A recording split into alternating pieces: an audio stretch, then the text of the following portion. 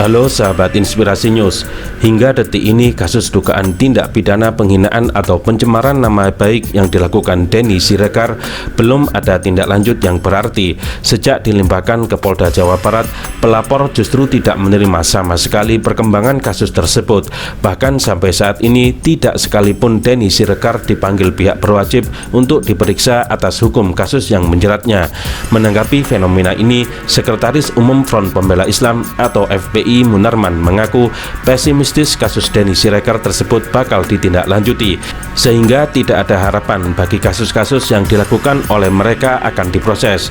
Negara kita tengah sakit keras, termasuk aspek law enforcement, tegas Munarman saat dihubungi republika.co.id Kamis 27 Agustus.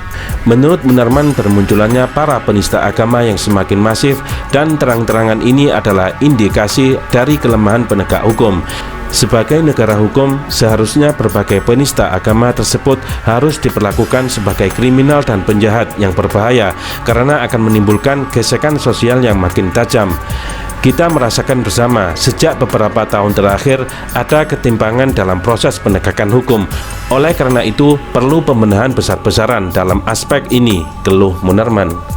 Munarman berpendapat bahwa para penjahat agama tersebut bermunculan dari kebodohan dan kedunguan, bahkan secara sengaja menginginkan terjadinya benturan sosial berbasiskan agama. Oleh karena itu, jika memang benturan sosial berbasis agama tidak diinginkan terjadi, maka harusnya pihak berwajib memproses kasus Denny Siregar secara serius. Sebelumnya, seperti diberitakan republika.co.id, pimpinan pesantren Tahfidz Al-Quran Darul Ilmi Kota Tasikmalaya, Ustadz Ahmad Ruslan Abdul Ghani mengaku belum menerima perkembangan kasus dugaan tindak pidana penghinaan dan pencemaran nama baik yang dilakukan Denny Siregar sejak dilimpahkan ke Polda Jabar.